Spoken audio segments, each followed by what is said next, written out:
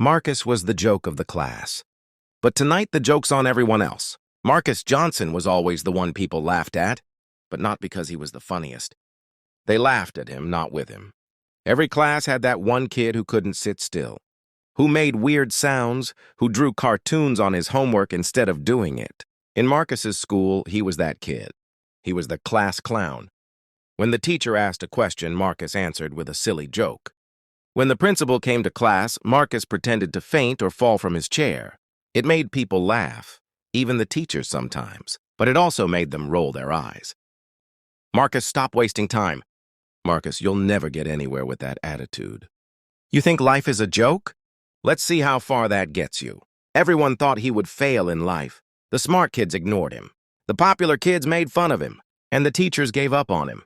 But what they didn't see was that Marcus never stopped watching. He watched who was kind. He watched who was fake. He watched who only laughed to hide their own pain. Years passed. And now, after 10 long years, it was time for the school reunion. The same students who once teased Marcus were coming back in nice clothes, ready to brag about their jobs, their houses, and their lives. But none of them knew that Marcus was coming too. And when he walked into that room, dressed like a billionaire, confident and calm, everything changed.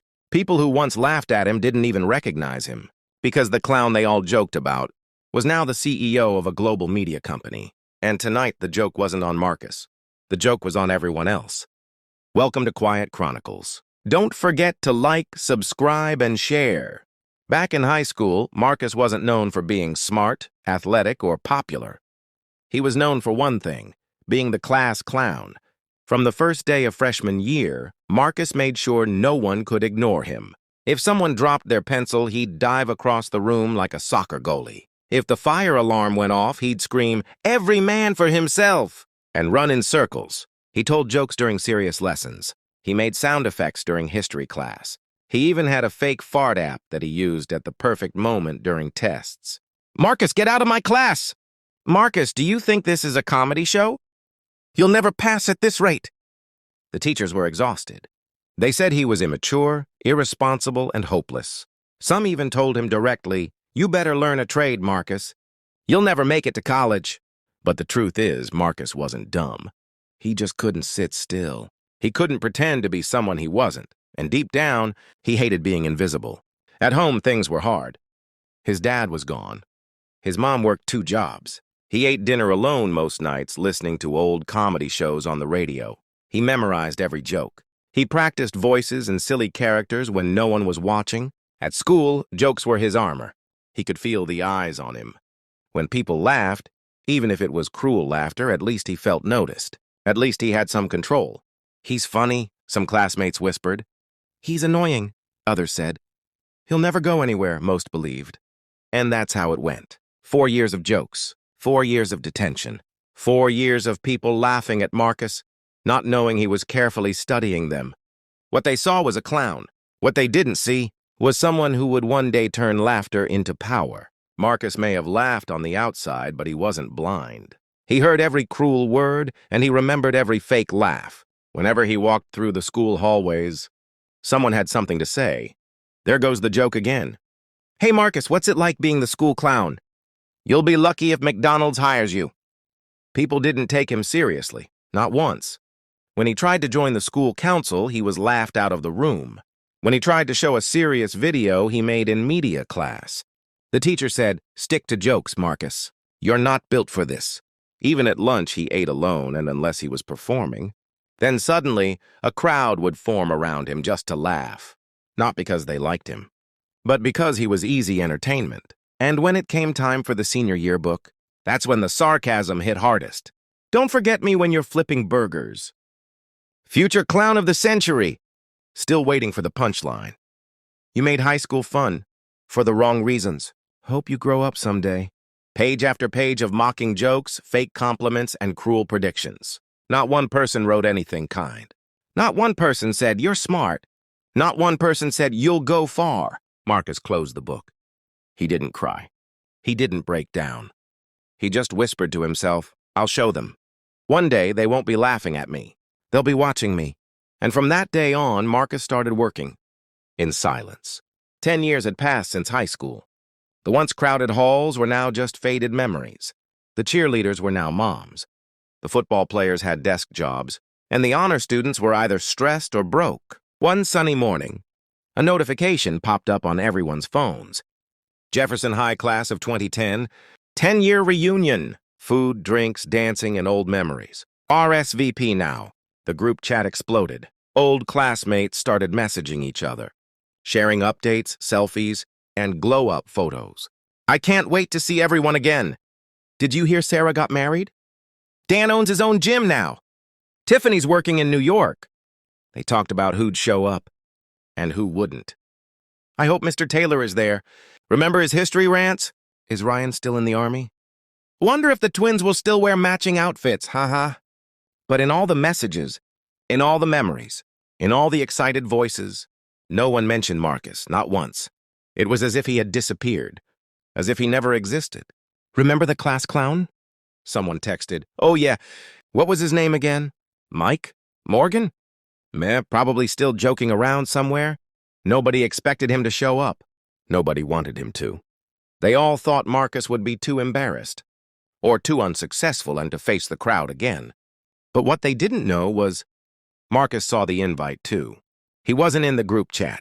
He didn't comment on the Facebook post. He didn't message anyone. He just smiled quietly and whispered, "Let's give them something to talk about." The reunion was only 2 weeks away. While most of his old classmates were posting in the group chat and gossiping online, Marcus said nothing. He didn't reply to the email invitation. He didn't like the Facebook event. He didn't even send a message to anyone from his past. He didn't need to, because Marcus had changed, and not just his clothes or his haircut. He had changed his entire life. On the 54th floor of a glass skyscraper in Los Angeles, Marcus sat alone in his private office. His desk was clean, but his screen was full of numbers, big numbers. Graphs, charts, and financial reports lit up his laptop. His media company had just closed a deal with one of the biggest streaming platforms in the world. One project alone had brought in over $3.2 million in sponsorship and ad revenue. A notification popped up on his screen. Reminder, Jefferson High School. 10-year reunion, RSVP by Friday. Marcus stared at the screen for a moment. Then he smiled. A quiet, calm smile. He reached for his phone. Flight to hometown booked. Hotel penthouse suite, reserved. Black luxury car rental, confirmed. Next, he walked over to his closet, not a regular closet, but a private, walk-in wardrobe lined with polished wood and warm lighting. Row after row of suits, shoes, and watches sat waiting. But for this event, he chose a tailored navy blue suit, one made just for him in Italy. Slim fit, sharp cut, silent power. He laid it gently on the bed, then opened a drawer filled with cufflinks.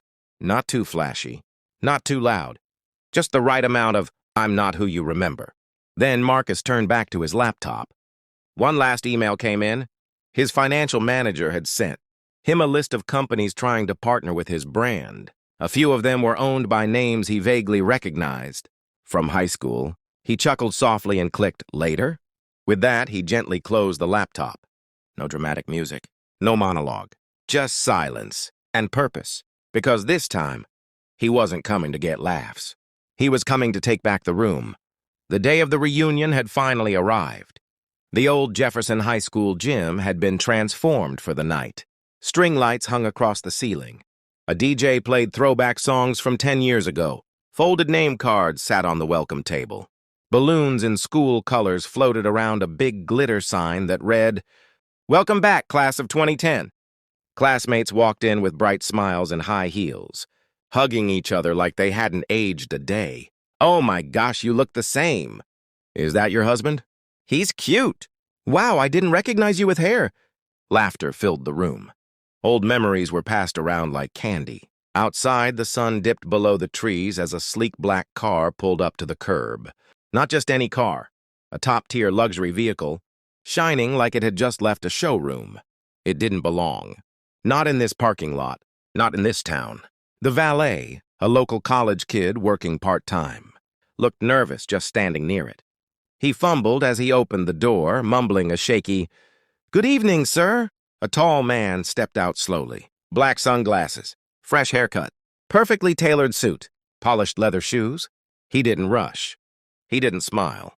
He just stood still for a moment, letting the quiet hit him. Some guests near the front entrance turned to look. One whispered, "Is that one of the speakers? A celebrity, maybe?" Another leaned over. "Is that guy from TV? He looks familiar." Inside the gym, more whispers started floating around. Phones came out. Heads peeked toward the door. Nobody knew who he was, yet. And then he took off his sunglasses. A few people gasped. One woman dropped her drink. "Wait, is that... No way. That's not... Marcus?" But it was. Marcus Johnson.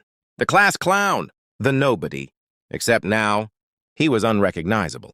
He looked taller, stronger, smarter, richer. He looked like someone who walked red carpets, made money in his sleep, and gave TED Talks on success. Gone was the loud boy who joked too much. Gone was the messy kid who once wore ketchup-stained shirts. Gone was the clown. And in his place was a man who now owned the room without even saying a word. The music didn't stop, but the attention shifted. People who once rolled their eyes at him now couldn't look away. Some tried to whisper, others tried to act casual. But it was too late. Because Marcus had just entered the building, and everything was about to change. Marcus stood just inside the doors of the gymnasium. The same gym where he once got kicked out of a pep rally for pretending to be the mascot. The same gym where he tripped during a dance and made the whole school laugh for the wrong reasons. The same gym where people shouted at him, not to cheer him on, but to "Shut up, Marcus." Now the air was different. The lighting glowed warmly against his tailored suit. He looked like a man who had arrived, and not just physically, but in life. He strolled toward the welcome table with slow, measured steps. His shoes tapped softly on the gym floor, but to everyone watching, they sounded louder than the music. Conversation stopped. Heads turned. Even the DJ seemed to lower the volume without being asked. At the check-in table, a volunteer smiled up at him. "Name, please?" Marcus tilted his head slightly, giving her a charming smile. Marcus Johnson." The woman blinked. Her eyes widened. "Oh, wow. I mean, welcome back, Marcus." She handed him a name tag. He took it, but didn't wear it. No need. Everyone was already saying his name. Behind him, the whispers grew louder. "That can't be him. That guy looks like he owns a plane. Marcus Johnson? The clown? I thought he'd be, a bartender or something." A group of old classmates huddled near the snack table.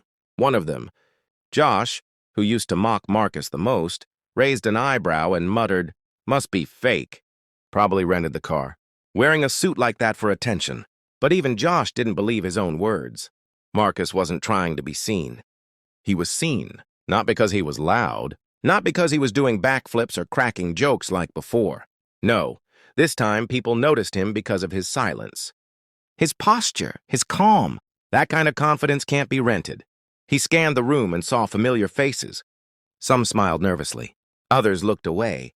One girl who used to throw paper balls at him now stared like she was seeing a ghost.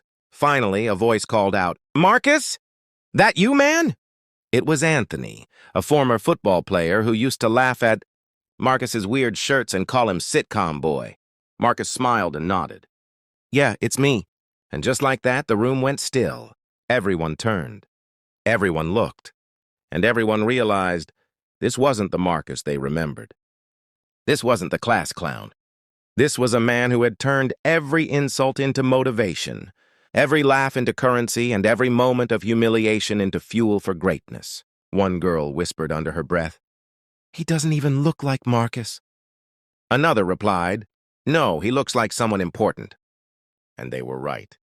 Because Marcus Johnson had walked into that reunion not as a joke, but as a king returning to the kingdom that once laughed him out of the room. Marcus hadn't been in the gym more than 5 minutes, but already he had taken up all the space in the room, without saying a single word. People who hadn't thought about him in years now couldn't stop looking at him. They whispered in corners. They stared behind half-empty wine glasses. They lowered their voices like he was a stranger, or someone dangerous. At the far end of the room, a small group stood by the punch bowl. They had been the popular crew back in high school, the ones who threw house parties, ruled the yearbook, and handed out social approval like candy. One of them, Lexi, leaned in close to her old friend Marissa. "I thought Marcus lived with his grandma or something?" "No," Marissa whispered back. "He moved out after high school." "I heard he didn't even go to college. So what is he now? A TikTok guy or something? Maybe he's an influencer?" "He looks expensive." They giggled nervously. Not the kind of giggle that says we're better than him. The kind that says, we don't know what's happening, and it scares us. Josh, the ex-football star turned real estate agent, pretended not to care. He sipped his drink and said too loudly, "He's probably in sales. All show, no real money. You can rent suits like that, you know." But his voice cracked at the end, just enough to betray his confidence. Across the room, others murmured, "He doesn't even look nervous. Did you see that car he pulled up in? Bet he's some crypto guy. They always act like that." "No way. Crypto bros don't have that kind of style." Even the teachers in the back corner were watching. Mrs. Holman, the old literature teacher who once gave Marcus detention for pretending to be Shakespeare, tilted her glasses. "That's Marcus Johnson?" Mr. Blake, the gym teacher, frowned. Didn't think he'd show up. And definitely not like that. One former classmate scrolled through her phone, trying to Google him. "Wait, guys, look at this." She held out her phone. "I think he owns a media company. This logo looks familiar." They all leaned in. There it was. Marcus Johnson, founder and CEO of a viral media brand with over 40 million followers, featured in Forbes, interviewed on major podcasts, videos with celebrities, partnerships with streaming platforms. This can't be real. Is this a different Marcus? Holy crap. I think we made a mistake. Back by the photo booth, a few classmates who had once laughed in his face now tried to fix their hair. Suddenly, Marcus wasn't a memory. He was the main character of the night. And while everyone whispered, gossiped, and guessed, Marcus walked across the gym floor with the same confidence of a man who had nothing to prove and everything to show. He didn't need to remind them who he was. They were already reminding each other. Marcus made his way toward the refreshment table, grabbing a glass of sparkling water and calmly surveying the room. The lighting reflected off his cufflinks. His presence was like gravity, quiet but impossible to ignore. That's when the familiar voices came creeping in. Behind him, a group of his old tormentors huddled near the snacks, whispering just loud enough to be heard. The same guys who used to trip him in the halls. The same ones who laughed when he got detention or spilled lunch on himself. Back then, they called him everything but his name. "Oh, look who finally made it," one of them smirked. It was Travis, the loudest bully of them all. "Didn't think you'd show up, Marcus. We thought you'd be working tonight, at a circus." The others chuckled, but it was forced, nervous, shaky. Marcus turned slowly, cool and collected. He gave them a look. Not angry, not smug, just calm. Like a man who'd already won the game, and now he was just watching everyone else realize it. "You still clowning around?" Travis asked again, trying to sound bold. "I mean, look at you. Big entrance, shiny shoes, designer suit. Is this part of the act?" There it was in the old tone. That same high school sarcasm. But now, it sounded out of place. Like a bad rerun no one asked to see. Marcus didn't flinch. He took a sip from his glass and smiled. "Still clowning?" he repeated. "Not for free anymore." Boom! The words hung in the air like thunder. Simple, clean, brutal. The group went silent. A few people nearby overheard and chuckled, this time at Travis. Marcus tilted his head slightly. Just enough to say, "I see you, and I remember everything." "Don't worry," Marcus added calmly. "I'm not here to settle scores." "I already did that." "Life handled most of it for me." Travis tried to laugh it off, but his smile didn't reach his eyes. "So, what, you're some big shot now?" "Not some," Marcus said softly. He pulled out his phone and showed a logo from his media company, then tapped on a video. It played a montage of his company's biggest hits, viral interviews, live events, celebrity partnerships, brand deals. "That's me," he said. "Built it from scratch. Took the clown act and turned it into an empire." Travis blinked. "Oh, so you're serious?" "I always was," Marcus replied, walking away without waiting for a reaction. "You just never listened." And just like that, he left them standing in their own silence, confused, embarrassed, and finally, for once speechless. As Marcus walked away from the old bullies, the entire gym seemed to watch him with a different kind of attention, not the kind they gave him in high school, when they expected him to fall down, say something dumb, or cause a scene. This time they watched him because he was the calmest person in the room, and somehow that made him the most powerful. He didn't raise his voice. He didn't try to prove anything. He just smiled. And that smile said everything. He passed a group of old classmates near the dance floor. Some of them had laughed at him back in the day. Some had just ignored him altogether. Now they were suddenly eager to reconnect. "Marcus!" one girl called, faking surprise. "You look amazing!" He turned slightly and gave her a polite nod. "Hey, it's been a while." Another guy chimed in. A guy named Blake who once made fun of Marcus during a school assembly by mocking his voice on stage. "Dude, I've seen some of your videos, I think. You're, like, doing stand-up now?" Marcus chuckled softly, not out of arrogance, but out of clarity. "Nope, I own the platform where the stand-up happens." They blinked. "Wait, so what do you do exactly?" Marcus kept his tone relaxed, conversational, like he was talking about the weather. "I run 3 content brands, mostly media, storytelling, short-form digital. We entertain, we educate, and yeah, we make people laugh." Blake tried to play cool. "So you're still telling jokes, huh?" That's when Marcus smiled, really smiled, and delivered the line that would echo in the gym for the rest of the night. "Yeah, but these days, I get paid millions to tell them." No microphone, no spotlight, no echo effects. But that moment hit harder than any stage performance he had ever seen in high school. The group went silent. Blake laughed awkwardly and clapped him on the back. "Man, that's wild. Good for you." Marcus nodded again, calm as ever. "Thanks." He didn't gloat. He didn't throw insults back. He didn't bring up how they once threw his backpack in a trash can, or how they wrote "future clown" next to his picture in the yearbook. He didn't need to. His presence was his answer. As he turned and walked away, someone whispered, "He's different now." Another replied, "No, he was always like this. We just didn't see it." And the truth was, Marcus wasn't trying to prove anything to anyone. He had already done that. Years ago. Now he was just living the proof, one calm smile at a time. As the evening rolled on, the music shifted to a softer tone, and the lights above the dance floor dimmed. Conversation slowed. Phones were put away. Glasses clinked.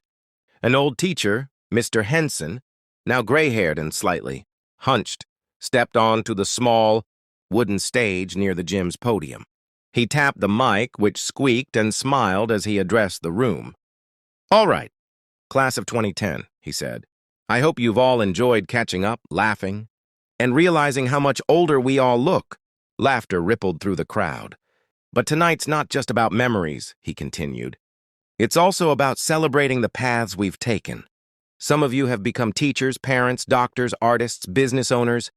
And so, as tradition goes, we'd like to invite a few of our most successful alumni to come up and say a few words." People clapped politely. A few names were called. Tiffany, who ran her own law firm, stepped up first. She spoke for a few minutes about hard work and discipline. Then came Derek, now a firefighter and local hero. He gave a heartfelt speech about service, family, and surviving challenges. The room nodded, smiled, clapped. And then, a surprise. Mr. Henson adjusted his glasses and looked at the final name on his list. "And now someone most of us remember, though maybe not quite like this. Please welcome Marcus Johnson." At first, the room didn't react. People looked at each other. Did he just say Marcus? The gym fell into an uneasy silence. Some people actually laughed quietly, thinking it was a joke. Others raised their eyebrows in surprise. The bullies froze. The whisperers held their breath. And then, slowly, confidently, Marcus stood up from his chair. He buttoned his jacket, walked to the stage, and climbed the steps with steady feet. No one clapped at first, not because they didn't respect him, but because they were too stunned. Marcus took the mic, looked around the room once, and smiled gently. "Wow," he said, his voice smooth and even. "Last time I was on a stage in this gym, I was pretending to fall down the stairs just to make you all laugh." Soft chuckles. "And I remember one teacher, I won't name names, he said, glancing playfully at the staff table. Who told me, "You think life is a comedy, Marcus? Just wait until the world hits you in the face." The crowd chuckled again. This time a little louder. The room was warming up to him. He paused and looked across the sea of familiar faces. "But here's the thing," he continued. "Life did hit me. More than once, I failed. I struggled. I spent years being laughed at, not because I was funny, but because I was easy to laugh at." The tone shifted. People leaned in, but I never stopped learning. I studied the people who laughed.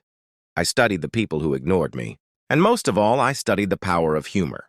And I realized laughter is more than a defense. It's a weapon. It's a business. It's a voice. Now they were listening, really listening. I built something out of the very thing you thought was worthless. I turned my jokes into stories, my stories into shows, and my shows into companies. I now run 3 media brands. We create content that reaches millions of people every day. And yes, I still tell jokes. But now I get paid a little more for them than I used to. He paused. The gym was completely silent, eyes wide, mouths slightly open. Even Mr. Henson stood frozen in the corner, half proud, half stunned. "I'm not here to brag," Marcus said. "I'm just here to say this. If there's someone in your life who doesn't fit in, who doesn't follow the rules, who makes too much noise, look again. They might be writing a story that takes 10 years to finish." And with that, he smiled, nodded, and stepped away from the mic. The room erupted in applause. Not polite, not forced. Real, honest, stunned applause, the kind that says, "We didn't see it coming. But now we see you." The applause from Marcus's speech faded slowly, but the shock remained thick in the air. People clapped like they weren't sure if they were celebrating a classmate or witnessing a plot twist in a movie. Marcus stepped down from the stage, thanked the event coordinator with a handshake, and returned to his table. He didn't rush. He didn't smirk. He simply sat down, picked up his untouched glass of water, and took a quiet sip. But around him, the storm had begun. Within seconds, phones were out. Fingers tapped rapidly on screens. Marcus Johnson Media Company? Marcus Johnson, CEO, Viral Content? Is he the one behind Laugh House? Wait, is he the face behind Story Shift TV? I follow that channel. And then, the searches started turning up results. Real ones, big ones, verified ones. His name popped up on Forbes.com, a featured guest on multiple business podcasts, behind-the-scenes photos with celebrities and influencers. His companies had millions of followers, some of them household names in the world of digital media. One girl, Stephanie, who used to sit behind him in math and once taped a "kick me" sign to his back, turned her phone toward her group of friends. "Oh my God, it's real. That's him." She clicked on one of his most viewed videos. It had 82 million views. A travel series, humor mixed with inspiration. His voice narrating over stunning visuals. His logo at the bottom corner. Marcus didn't just make it. He owned it. Another guy, Kevin, who had once filmed Marcus falling off his bike and posted it online with the title, "Clown Gets What He Deserves," now stared at his phone, jaw tight. He's got an office in LA, New York, and London. His company just signed a content deal with Netflix. Are you serious? This guy was in detention every week. One classmate, clearly in shock, looked up and said what everyone was thinking. I thought he'd end up working for someone else, not being the guy we'd all want to work for. Even some of the teachers began pulling out their phones. Mrs. Holman, who once scolded him for wasting time on nonsense, now scrolled through an article titled, "From Class, Clown to Content King, How Marcus Johnson Built an Empire." From laughter. Some classmates nodded slowly, like puzzle pieces were finally clicking into place. Others sat stunned, realizing that the quiet, confident man in front of them wasn't wearing a mask. He had taken it off. Marcus didn't say a word during all this. He didn't have to. His success was doing all the talking. But then, he stood again, just for a moment, and pulled a slim black card from his pocket. He placed it on the donation box table next to the door. It read, Johnson Creative Fund, Scholarships for Young Creators. And beneath it, for the kids who get laughed at, keep going. He gave the room one last glance. Not cold, not cocky, just full of grace. And as he walked slowly back toward the hallway doors, someone near the stage whispered what would become the headline of every conversation for the rest of the night. Marcus didn't just glow up. He lit up the whole world. For a moment, it felt like someone had hit the mute button on the entire reunion. No music, no chatting, no laughter. Just a heavy, reflective silence. Like the oxygen had been replaced with realization. People stood still. Mid-sip, mid-sentence, mid-thought, watching Marcus's back as he calmly made his way through the exit doors. The soft click of the doors closing behind him echoed louder than any applause. What remained inside wasn't just silence. It was impact. Some people sat back down slowly, processing what they had just heard. Others remained standing, mouths slightly open, eyes following the last place he had stood. A few looked embarrassed, and not because Marcus had called them out. He hadn't. He never said names. He never pointed fingers. He didn't seek revenge. That was what hurt more, because the room suddenly realized he didn't need to. They remembered everything for him. A classmate reflects Blake. The one who used to lead the teasing now looked down at the floor. He rubbed the back of his neck like the weight of his past actions was suddenly too much to carry. Man, he muttered mostly to himself, we really had him wrong. Stephanie sat beside him, eyes glassy. She had been a ringleader of gossip, of jokes at Marcus's expense. But now, her voice was barely above a whisper. Do you think we helped push him that far away? Blake didn't answer. He couldn't. The teachers exchanged glances. Mrs. Holman and Mr. Henson exchanged glances from across the room. They weren't proud of their memories either. Mrs. Holman sighed quietly. I thought he was wasting time. I told him humor wasn't a career. Mr. Henson nodded. And I told him to stop daydreaming. But he wasn't dreaming. He was building something. Their faces said what they couldn't put into words, regret mixed with awe. Mixed emotions across the room. There was no single reaction to Marcus's reveal. It split the room. Some were deeply inspired. They saw Marcus and thought, if he can do it, maybe I still can too. Others were ashamed because they had underestimated, overlooked, or outright mocked the one person who turned out to be the most powerful among them. And a few were angry, though they didn't know why. Maybe at themselves, maybe at how wrong they had been. In the back corner, two classmates whispered, he didn't even flex. He didn't need to. Nah. He walked in like a boss and left like a legend. The silence breaks. Finally, the spell broke. The DJ, unsure what to do, slowly turned the music back on. But it felt awkward, like trying to party after someone dropped a truth bomb. The reunion wasn't ruined. It was changed. Forever. Marcus's name was now the only thing people were talking about. And not with mockery, but with respect, wonder, and what-ifs. What if we'd treated him better? What if we'd believed in him? What if I followed my passion too? That night, the reunion didn't end with slow dancing or group photos. It ended with people sitting in their cars, staring at their steering wheels, thinking, replaying Marcus's words, Googling his company again, reflecting on the kid they used to laugh at, who just walked out of the room as the most unforgettable person in it. The music played softly now, more background than celebration, as small clusters formed across the gym, each one buzzing with the same unspoken name, Marcus. His speech hadn't just impressed people, it had shaken them. It stirred something deep, something uncomfortable, something true. The reunion, once full of laughter and gossip, had turned into a quiet collection of personal reckonings.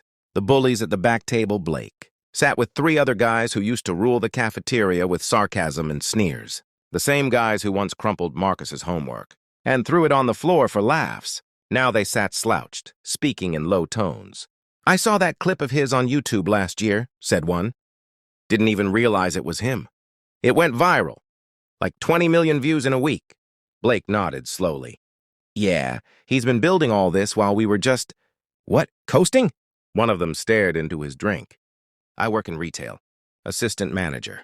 10 years, same job. Nothing to show for it. And the kid we used to call Clown just dropped a scholarship fund like it was nothing.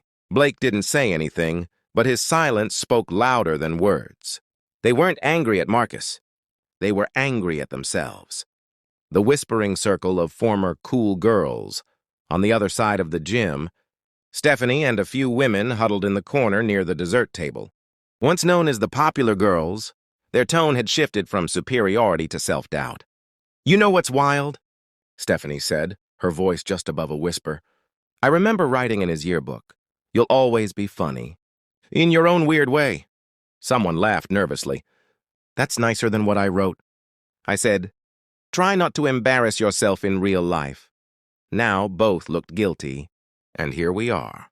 Still living paycheck to paycheck, still unsure of who we are. A pause. Then Stephanie added, "He found his voice. We haven't even found our purpose." The quiet observers, not everyone had bullied Marcus. Some had simply stayed quiet.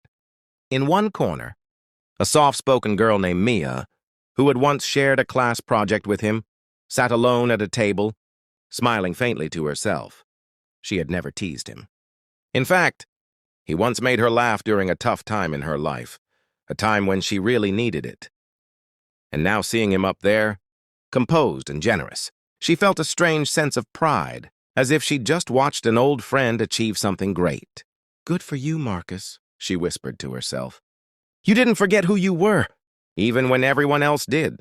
Old teachers reflect at the faculty table. Mr. Henson, Mrs. Holman, and Coach Reed sat in silence. "Maybe," Mrs. Holman said slowly, "we should have looked closer. He wasn't a troublemaker. He was a creator, just unpolished." Coach Reed grunted. "Kid had heart. Too much for high school. We didn't know what to do with that kind of ambition." They all nodded quietly. For years they had dismissed Marcus as a distraction, but tonight they saw what he had really been, a future no one had imagined. Conversations shift inward. The most meaningful conversations weren't even about Marcus. They were about themselves. People asked each other questions they'd never dared to voice. Before, "Are you happy? Do you still write? What happened to that app you were building? Why did we stop dreaming?" Some got emotional. A few even left early. Not because they were bored, but because they were overwhelmed. The reunion, meant to be a fun look backward, had unexpectedly turned into a mirror, forcing everyone to look at what they'd become, and what they hadn't. Marcus had dropped no insults. He hadn't gloated, hadn't humiliated anyone. But by showing what he had built, calmly, respectfully, powerfully, he had started conversations people weren't ready for, but needed. As the night wound down, balloons deflated, the music faded, and the lights dimmed, people began to head out. But unlike most reunions, where the ride home is full of laughter and late-night jokes, this one felt different. People got into their cars and sat for a few seconds longer than usual before turning the key. They weren't thinking about who got fat or who got divorced. They weren't laughing about old stories or inside jokes. They were thinking about Marcus. Driving in silence, Blake gripped the steering wheel with both hands as he sat in his parked car outside the school. He hadn't turned on the ignition yet. His wife sat beside him, quiet too. "You okay?" she asked gently. He nodded slowly. "Yeah, I just never thought he'd be that guy." She tilted her head. "You sound surprised." "I am. I mean, we used to mess with him all the time, like it was a sport. He laughed it off, but I don't think he ever forgot." Blake stared out at the school building, and I don't think I ever realized how much I needed to grow up.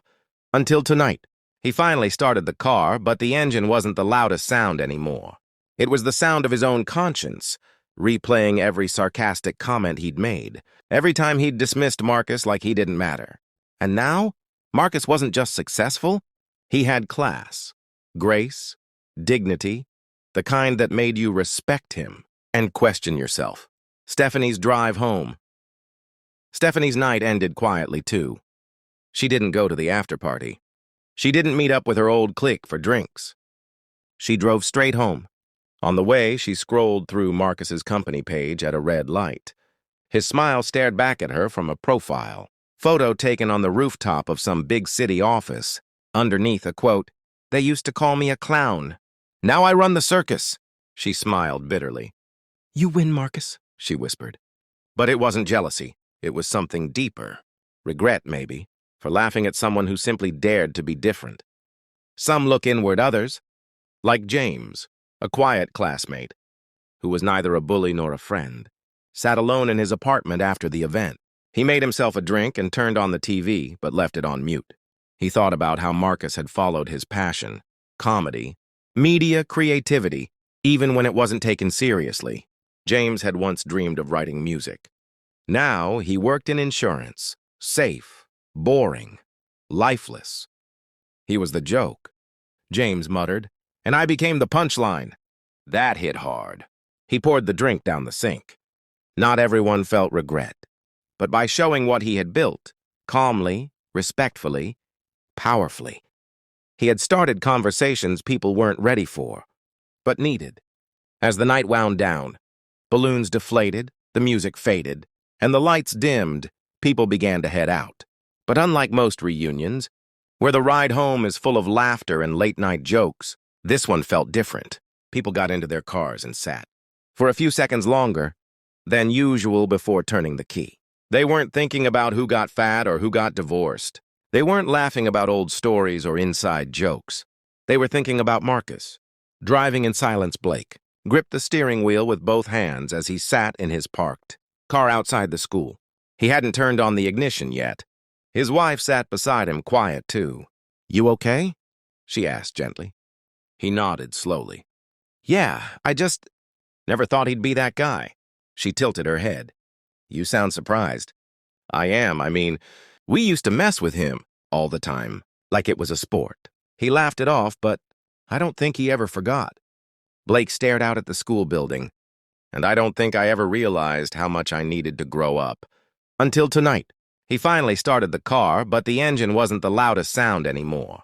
It was the sound of his own conscience, replaying every sarcastic comment he'd made, every time he'd dismissed Marcus like he didn't matter. And now, Marcus wasn't just successful, he had class, grace, dignity, the kind that made you respect him and question yourself. Stephanie's drive home. Stephanie's night ended quietly, too. She didn't go to the after-party. She didn't meet up with her old clique for drinks. She drove straight home. On the way, she scrolled through Marcus's company page at a red light. His smile stared back at her from a profile photo taken on the rooftop of some big city office. Underneath a quote, "They used to call me a clown. Now I run the circus." She smiled bitterly. "You win, Marcus," she whispered. But it wasn't jealousy. It was something deeper. Regret, maybe, for laughing at someone who simply dared to be different. Some look inward, others, like James, a quiet classmate, who was neither a bully nor a friend, sat alone in his apartment after the event. He made himself a drink and turned on the TV, but left it on mute. He thought about how Marcus had followed his passion, comedy, media, creativity, even when it wasn't taken seriously. James had once dreamed of writing music. Now he worked in insurance, safe, boring, lifeless. He was the joke, James muttered, and I became the punchline. That hit hard. He poured the drink down the sink. Not everyone felt regret. Some people didn't feel guilt about how they treated Marcus. They had never picked on him directly. They'd just laughed along, stayed silent, let it happen. But even they felt something, a deep sense of wasted time.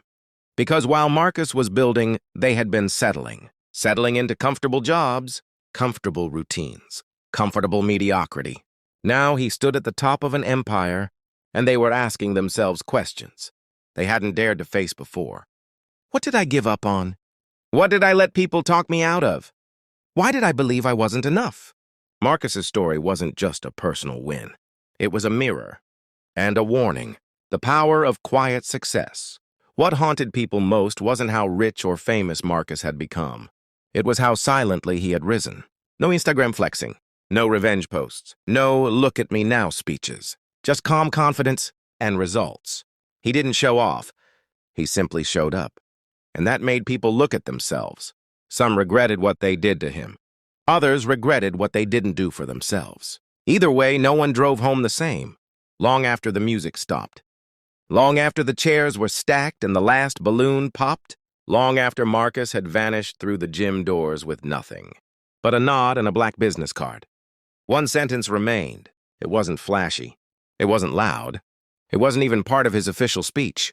But it was the line he left behind, the one etched at the bottom of the donation card. To every kid who gets laughed at, keep going. A simple sentence with sharp edges. For the ones who had laughed the loudest, those 10 words felt like a quiet thunderclap. They weren't an insult. They weren't revenge. They were truth. And sometimes, truth cuts deeper than any insult could. Keep going. It meant Marcus had kept moving while others stayed stuck. It meant he had carried the mockery on his back, not as a burden, but as fuel. It meant he had heard everything, the whispers, the jokes, the "he'll never make it" comments, and used them like bricks to build the life no one believed he could. And now, those same bricks had become a wall separating who he was from what they thought he'd be. Stephanie rereads the message. At home, Stephanie sat at her kitchen counter. She couldn't sleep.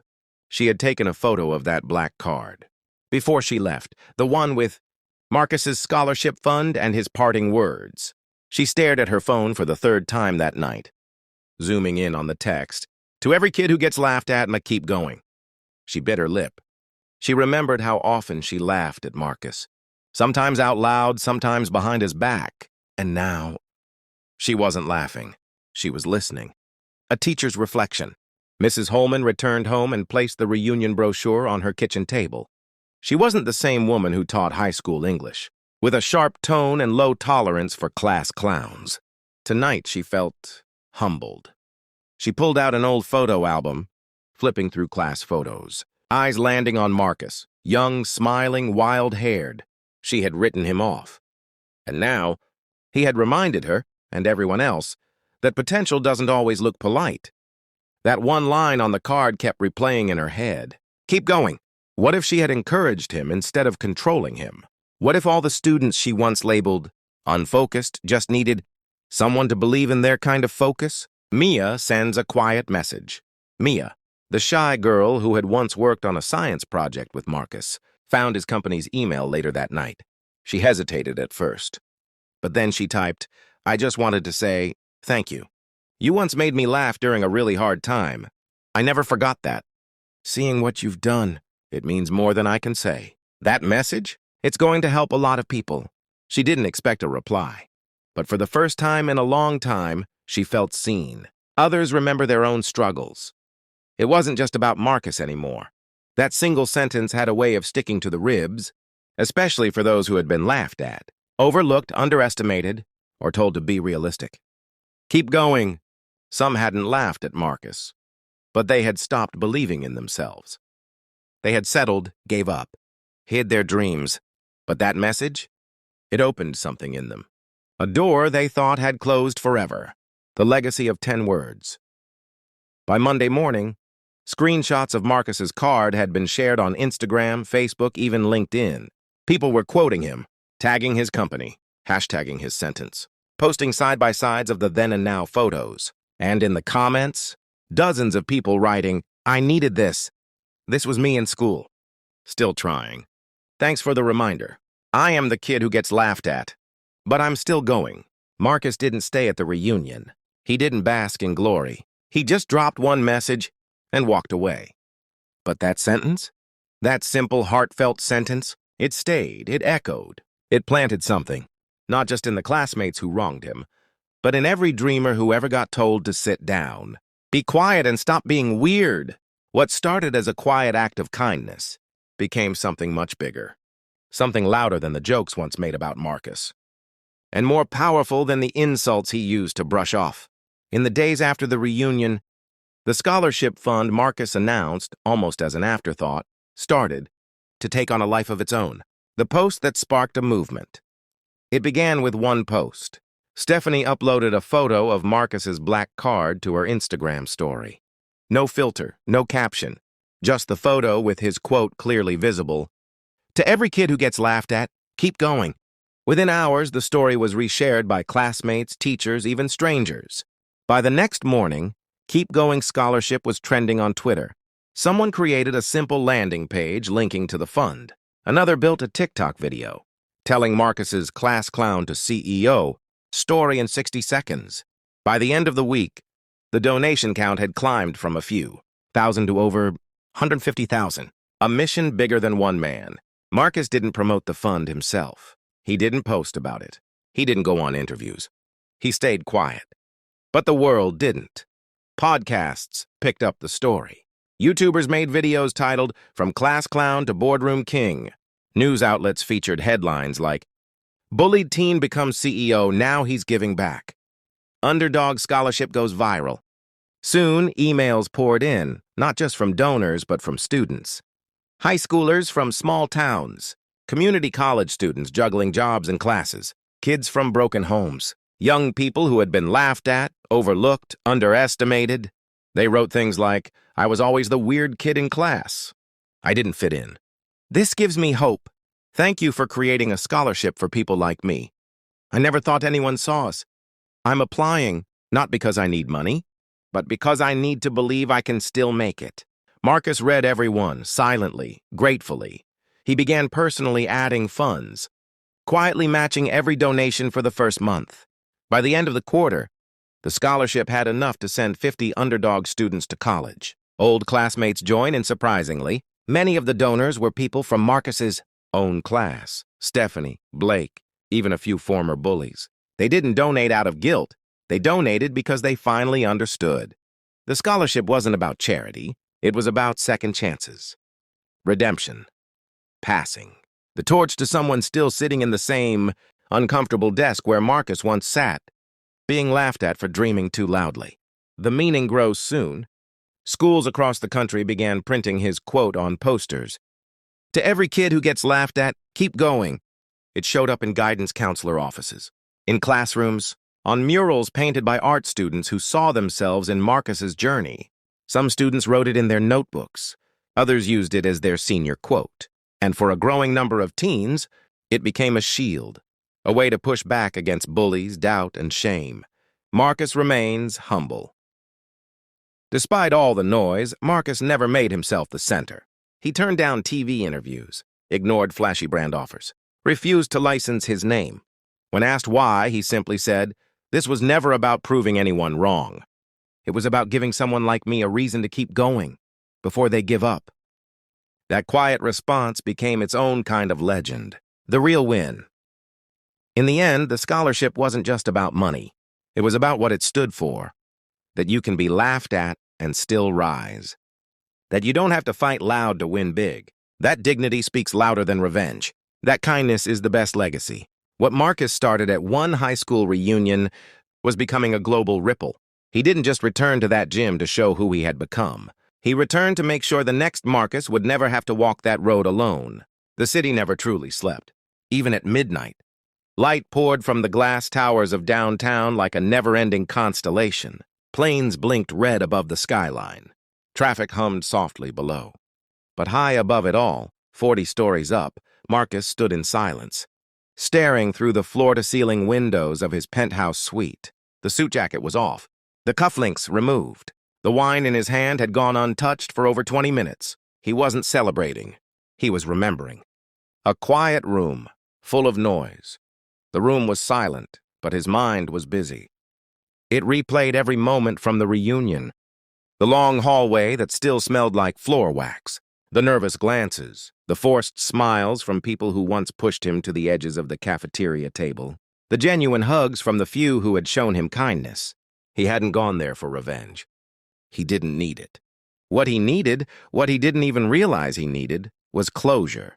And now, as the echoes of his younger self faded into the night, Marcus finally felt something he hadn't in a long time. Peace, the ghost of the class clown. He thought about the boy he used to be. The one who made everyone laugh because he didn't know how else to be seen. The one who wore comedy like armor. The one who cried in the bathroom, stall after class, but showed up, smiling the next day. He had grown from that boy, but he hadn't abandoned him. He'd carried him along the entire journey, from part-time waiter to startup, founder to CEO. And now, standing here in front of the city that once swallowed him whole, he whispered softly, "We made it." Not out loud, just under his breath. To himself, to that kid who once believed no one ever would. Not a victory lap, a moment of grace. Marcus knew he didn't beat anyone. That wasn't the point. He wasn't trying to rise above them. He was trying to rise beyond what they said he couldn't be. And maybe, just maybe, his story had helped others start writing new ones for themselves. Maybe the scholarship would lift more than grades. Maybe the message would stay in the minds of some kid, sitting in detention right now, wondering if they mattered. Marcus had money. He had influence. But tonight, what meant most was this. He had turned pain into purpose. And in doing so, he didn't just build a future. He built freedom. He didn't need apologies. Some people had apologized at the reunion. Others hadn't. But Marcus didn't carry bitterness. Not anymore. He realized that those who laughed at him were often broken, themselves, insecure, struggling to fit in, trying to feel powerful in a place where no one felt safe. He could forgive that now, because healing meant letting go, not for their sake, but for his. And healing is the most powerful kind of success, a life bigger than a comeback. He finally walked over to his desk and opened a drawer. Inside was a photo, worn at the edges, from his high school days. In it, he was dressed in a ridiculous costume for Spirit Week, making a goofy face. Behind him, a crowd laughing, some with him, most at him. He studied the photo, then smiled. "Thank you," he whispered. Not with sarcasm, not with spite, just with sincerity.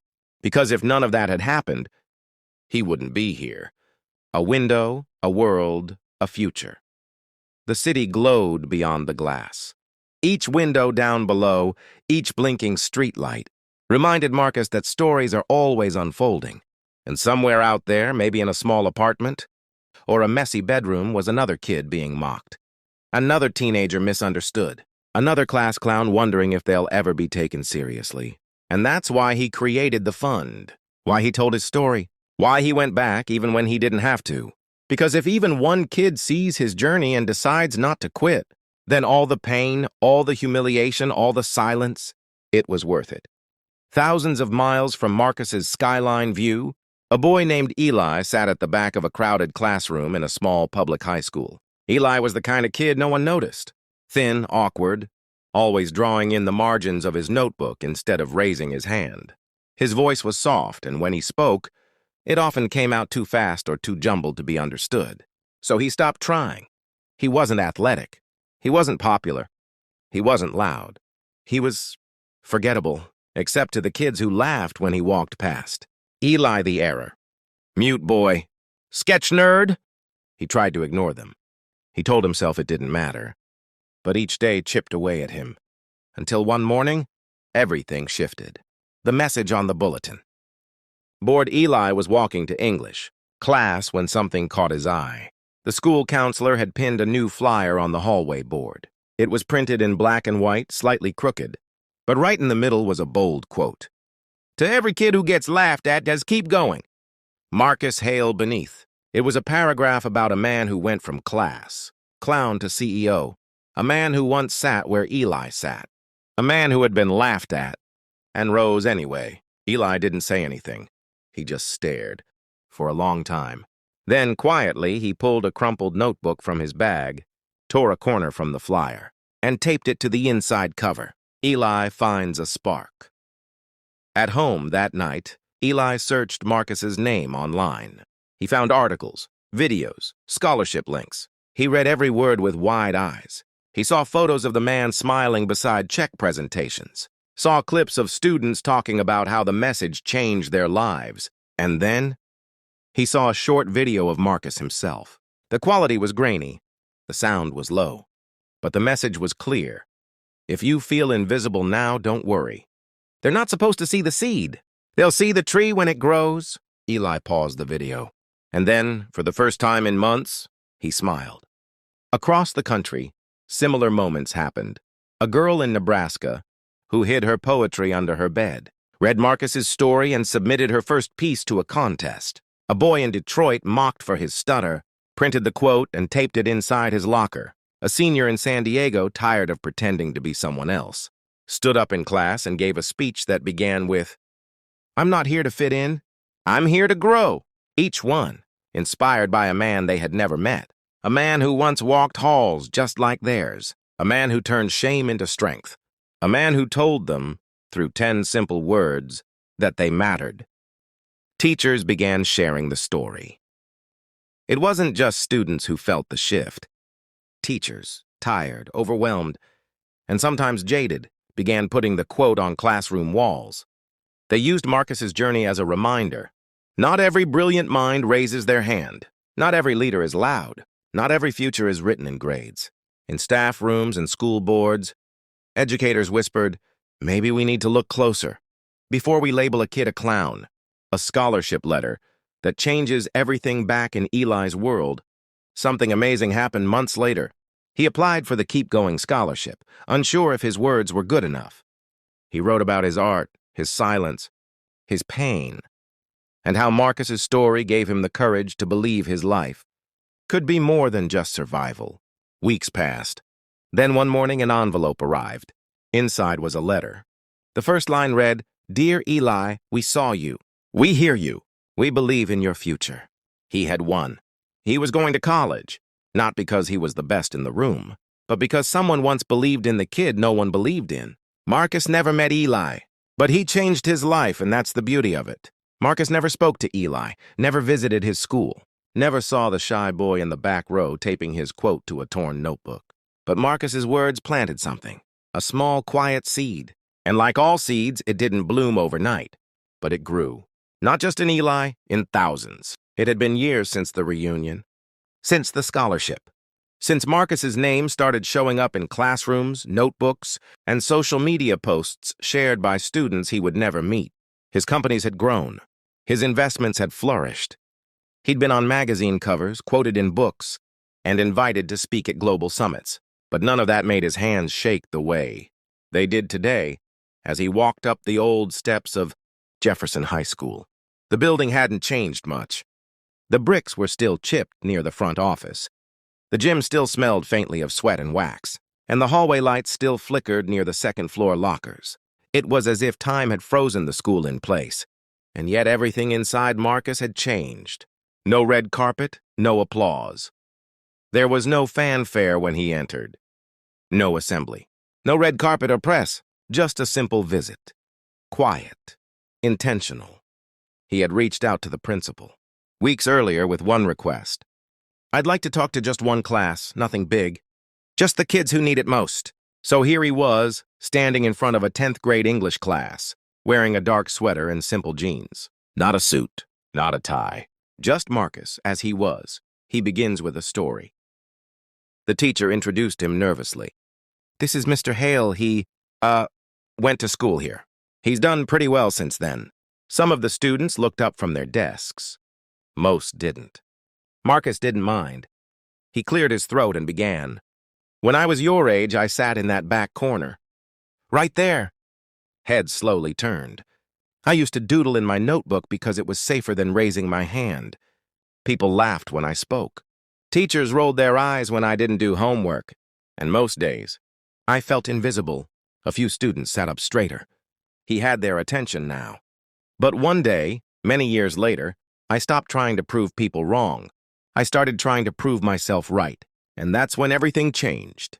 He walks the room, then stops. He paced slowly, speaking not from a script but from memory.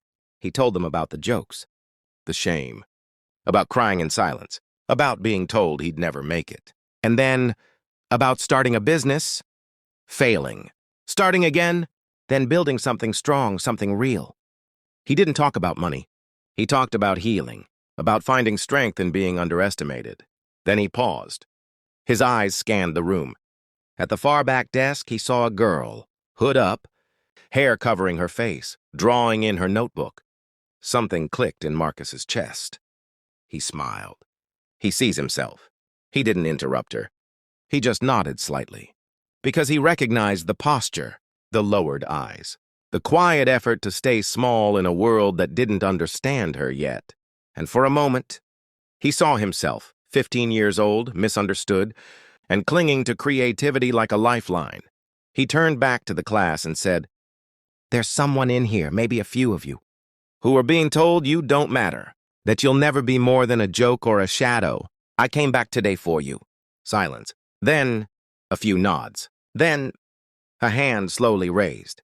And then another. And suddenly the room was alive. They asked questions, real ones, not about money, Not about success, but about pain, about survival, about how to keep going when the world keeps laughing. Marcus answered everyone patiently, kindly. Honestly, he stayed long after the bell rang. Took no photos, signed no autographs, just listened and shared. A quiet goodbye. As he left, the teacher walked him down the hallway. "You've changed more lives than you know," she said softly. Marcus paused, looking back at the classroom one last time. The girl with the hoodie was still drawing. He smiled. "No," he said gently. "They changed mine." Outside, the air was crisp. The fall wind carried the smell of leaves and possibility. Marcus looked up at the school's faded sign, then down at the sidewalk. There, a small chalk message had been written in wobbly letters. "Keep going." He didn't know who wrote it. But he didn't need to, because he knew, deep in his soul, that his story had become a seed, and now it was blooming everywhere.